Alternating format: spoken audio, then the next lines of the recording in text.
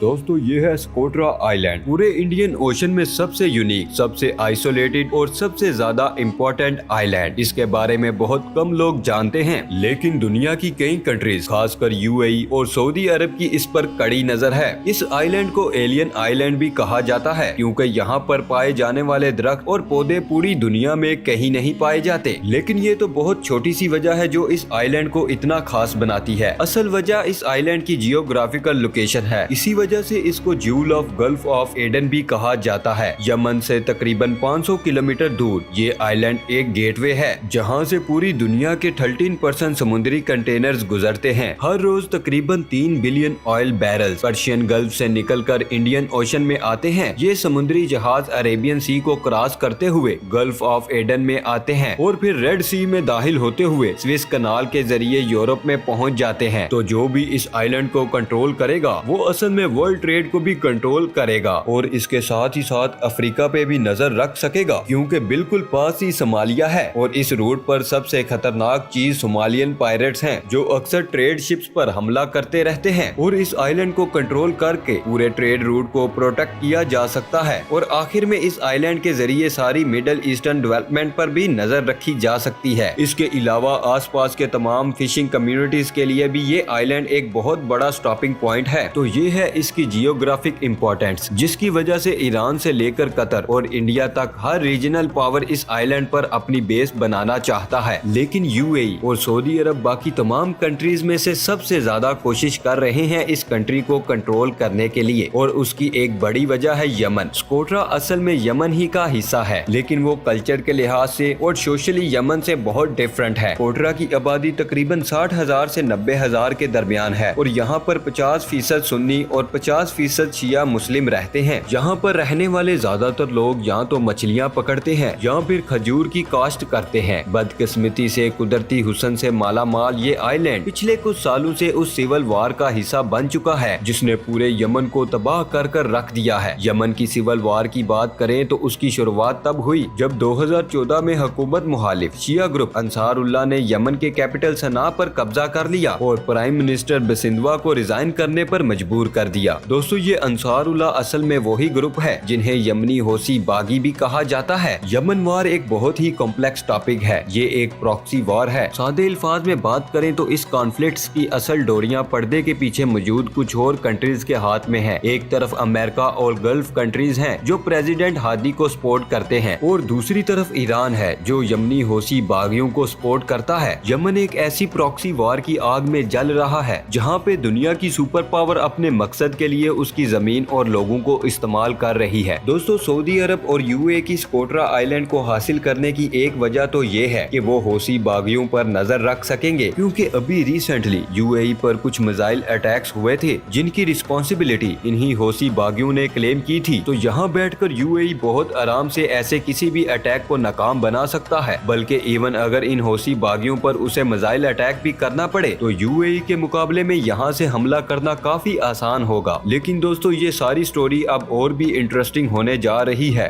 2015 में स्कोट्रा आइलैंड में एक बहुत बड़ा तूफान आया जिससे काफी जानी और माली नुकसान हुआ। यही वो मौका था जिसका सऊदी अरब और यूएई ने फायदा उठाया और स्कोट्रा आइलैंड की हेल्प करने के बहाने वहाँ एंटर हो गए। इन दोनों अरब कंट्रीज ने लोकल इंफ्रास्ट्रक्चर की डेवलपमेंट शुरू कर दी और तूफान से मुतासिर होने वाले लोगों के लिए खाना पीना और रहने का इंतजाम किया। और सिर्फ यही नहीं बल्कि यूएई ने सिक्योरिटी के बहाने यहाँ पर अपने 5000 फौजी भी तैनात कर दिए। फिर 2018 में यूएई ने यमनी फौजियों को ट्रेनिंग देने के बहाने यहाँ पर अपनी मजीद आर्मी भेज दी और फिर 30 अप्रैल 2018 को यूएई की आर्मी ने स्कोट्रा के तमाम एयरपोर्ट्स और सी पोर्ट्स का कंट्रोल हासिल कर लिया। दोस्तों यूएई ने न सिर्फ स्कोट्रा के बेसिक इंफ्रास्ट्रक्चर जैसे कि रोड्स, हॉस्पिटल और स्कूल्स में हेविली इन्वेस्ट करना शुरू कर दिया, बल्कि इवन वहाँ के डॉक्टर्स, पुलिस, ब्यूरोक्रेट्स को सैलरी भी दी। यमन के मौजूदा प्रेसिडेंट हादी की हुकूमत से नाराज लोकल पॉपुलेशन में यूएई के लिए एक्सेप्टेंस और हमदर्दी पैदा होना शुरू हो गई और उन्होंने इमराती इन्वेस्टमेंट को वेलकम करना शुरू कर दिया। दूसरी तरफ यूएई की इस हरकत से सऊदी अरब काफी नाराज है, लेकिन ऐसा लग रहा है जैसे यूएई को शायद इस मामले में सऊदी अरब की ज्यादा परवाह भी नहीं। इसीलिए यमन के कई वॉर एक्सेप्ट्स के मुताबिक ऐसा लगता है कि यूएई अब सऊदी अरब के गोल से हटकर अपना खुद का कमर्शियल और स्ट्रेटेजिकल इंटरेस्ट देख रहा है। और इसी बात का सबूत ये है कि यूएई ने यमन के पास मौजूद तमाम चोक पॉइंट्स पर अपना इन्फ्लुएंस बढ़ाना शुरू कर दिया है। यूएई ने बाबल मंदेब के पास मौजूद इस आइलैंड पर अपनी एक एयर बेस भी बनाई है, ताकि न सिर्फ पायरेट्स बल्कि इस रूट पर आने वाली तमाम ईरानी शिप्स पर भी नजर रखी जा सके। दूसरी ही तरफ इसराइल और यूएई मिलकर स्कोट्रा आइलैंड पर एक इंटेलिजेंस बेस बनाने का भी प्लान कर रहे हैं। स्कोट्रा का गवर्नर मारोस पहले ही यूएई की इन इन्वॉल्वमेंट के खिलाफ काफी कुछ कह चुका है, क्योंकि उसके मुताबिक लोकल्स की सपोर्ट हासिल कर यूएई अपना अगला प्लान एग्जीक्यूट करना चाहता है, और वो है इस आइलैंड को एक टूरिस्ट स्पॉट के तौर पर इस्तेमाल करना। तो सादा अल्फाज में यूएई स्कोट्रा आइलैंड को दूसरा दुबई बनाना चाहता है। ये खूबसूरत आइलैंड टूरिज्म के लिए एक परफेक्ट स्पॉट है। अपने इसी प्लान को पूरा करने के लिए बड़ी बड़ी इमराती कंपनीज ने पहले ही इस आइलैंड के नेशनल पार्क में 5 स्टार रिजॉर्ट्स बनाने की तैयारी शुरू कर दी है। बल्कि कुछ ऐसी फुटेजेस भी सामने आई हैं जिसमें ये देखा जा सकता है कि इस आइलैंड के ये यूनिक दरख्त यहाँ से उखाड़ कर दुबई ले जाए जा रहे हैं, और वो वक्त शायद इतना दूर नहीं जब यूएई पब्लिकली स्कोट्रा आइलैंड को अपना हिस्सा अनाउंस कर दे। दोस्तों, इस तमाम सूरत हाल में स्कोट्रा के गरीब और सादा लोगों के लिए ये खुशखबरी है या खतरा, ये तो आने वाला वक्त ही बताएगा। आपको क्या लगता है दोस्तों? नीचे कमेंट्स बॉक्स में अपनी राय हमारे साथ जरूर शेयर कीजिएगा। तो ये थी हमारी आज की वीडियो। आई होप आप सबको वीडियो पसंद आई होगी, और नए आने वाले सब दोस्तों से गुजारिश है, अगर आपने अभी तक हमारे चैनल को सब्सक्राइब नहीं किया तो इसे सब्सक्राइब कर दें और साथ मौजूद बेल आइकन को भी क्लिक कर दें। इंशाल्लाह मिलेंगे नेक्स्ट वीडियो में। अपना ख्याल रखिएगा। अल्लाह हाफिज दोस्तों।